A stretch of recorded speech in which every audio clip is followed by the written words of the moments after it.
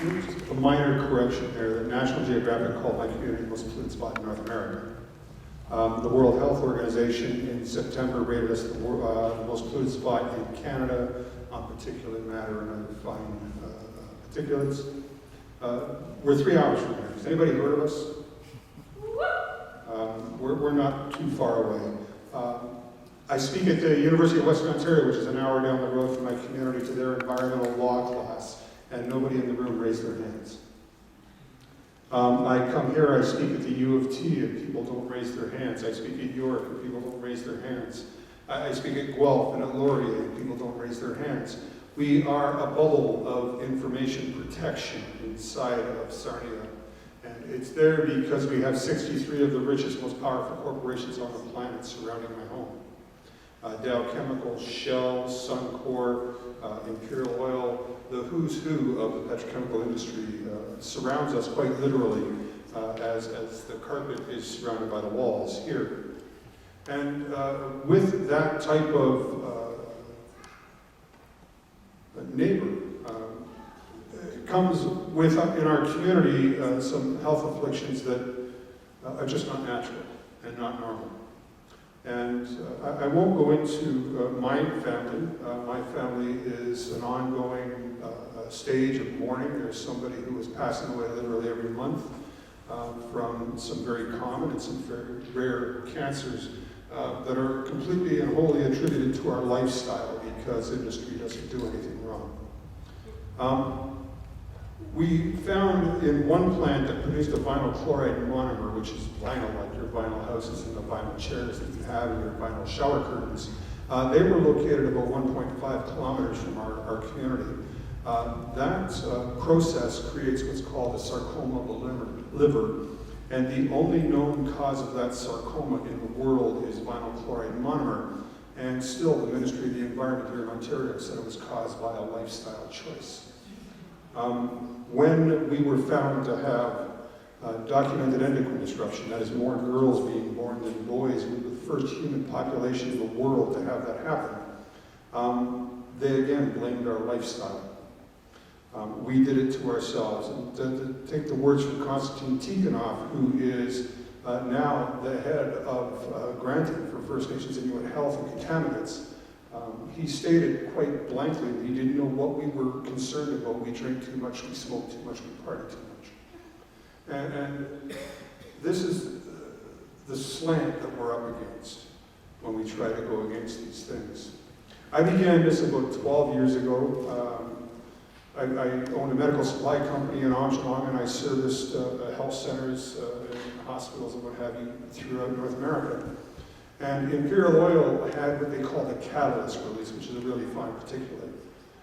And after the release, they came to the reserve and they cleaned my house. They cleaned my car. They cleaned my furnace. They cleaned my ductwork. They shampooed my carpets and my furniture and the interior of my car. And then we held a public meeting and they said, don't worry, it didn't get into your lungs. My furnace filter's contaminated, but my lungs are fine. So I reached out to my resource people, and my resource people said that they didn't lie. They're very good at what they do. The particulate was so fine it went through the pores of our lungs and right into our blood system. And what Imperial did was they offered our community $300 to sign a waiver to waive them of any future claims against that release. Every cardiovascular incident from that release to today can be directly attributed to that release, because the particulate got into our blood system and can be, I'm not going to say it is, but it can be the leading cause to the blockages that happened. I don't want to talk a lot about Aamjiwnaang. I mean, there's the basis of where I live. In my life now, I get brought into some pretty weird situations and weird places to tell our stories, and I've literally traveled the globe doing this. But one of the strangest places I went to was to Fort Chippewa.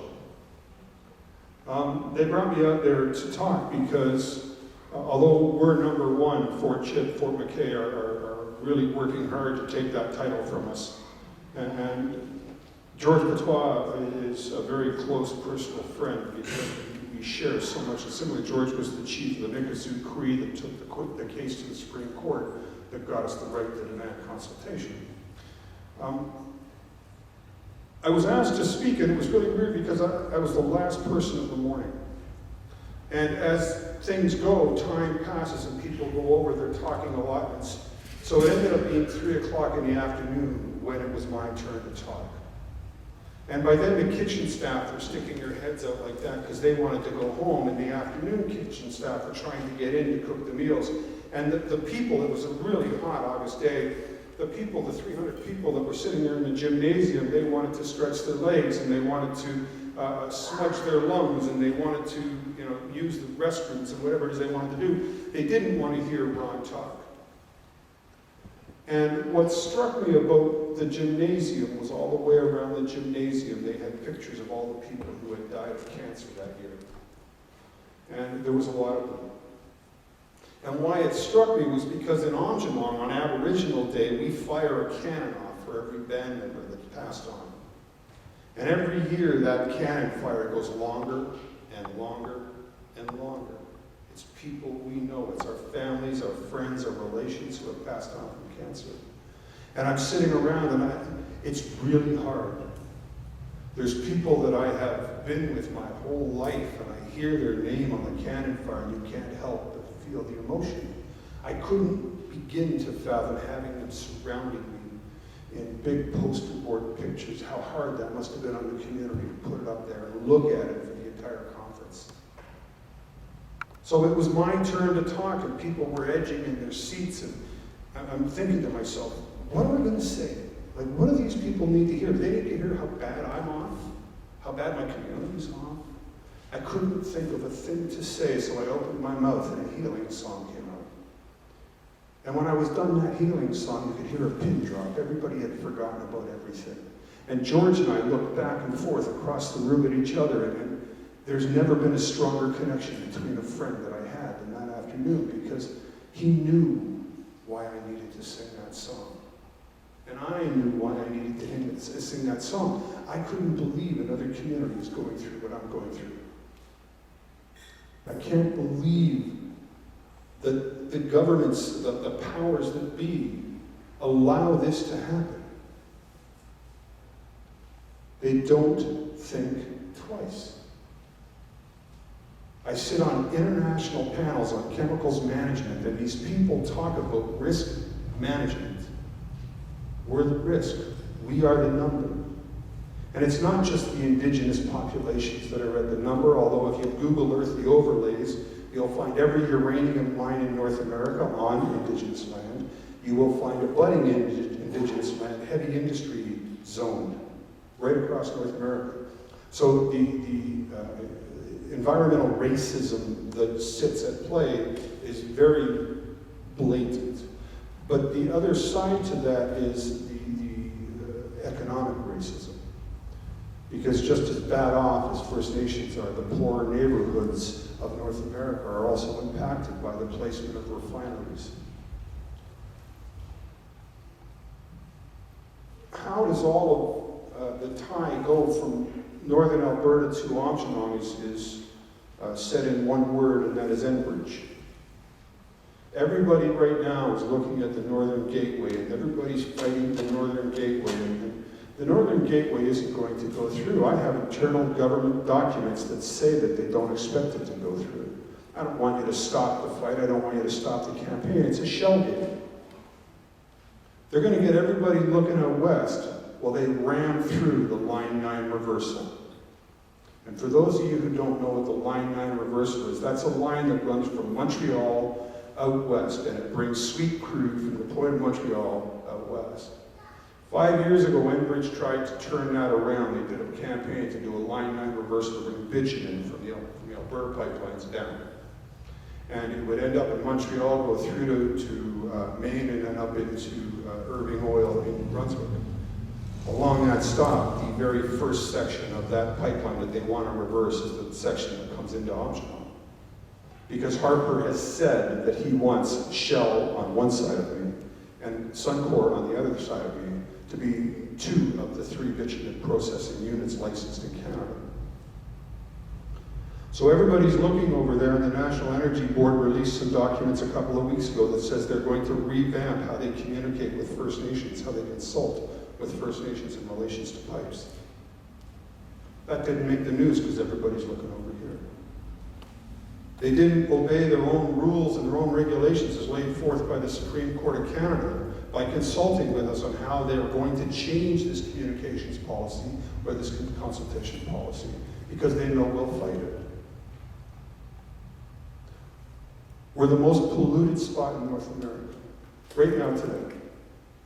Bringing in bitumen, which already comes in right now, I believe it's 450,000 barrels that they process at Suncor right now. They want to bring that in up to about 750 per refinery.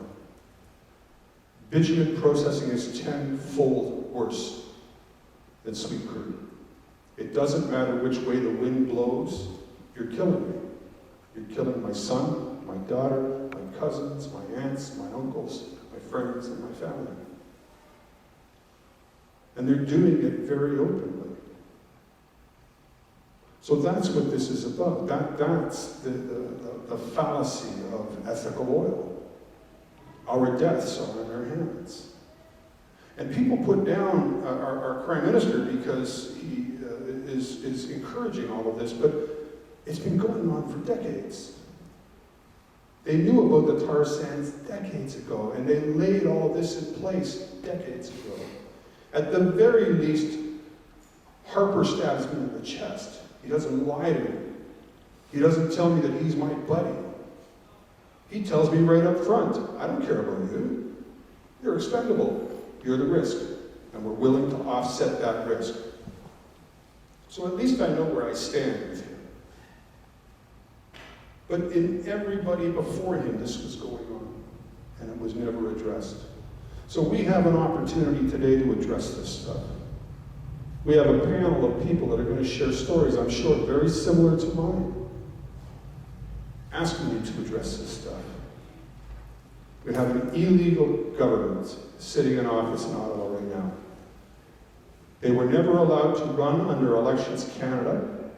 They breached the Elections Act in Canada by being convicted of a federal offense, by lying to Cabinet, getting convicted of it. Nobody challenged them on it. They were allowed to run. Now it's been exposed that they bought the vote. And they're still in place. And you, John and Jane Q. Canadian, have a right to change that. But when they did the poll last week, the poll came back, 60% of Canadians would still vote for Harper. Now I know you're like-minded people. I know I'm preaching to the choir, and you have to go to your work and go to your school boards and go to your PTAs and talk. You have to share what you hear here and pass it on, because that's the only way we're going to change this. So thank you very much for your time. I will stick around. You can answer questions until they kick us out of here. I know everybody's in the same kind of spot. We're just here to pass as much information as we can. Thank you.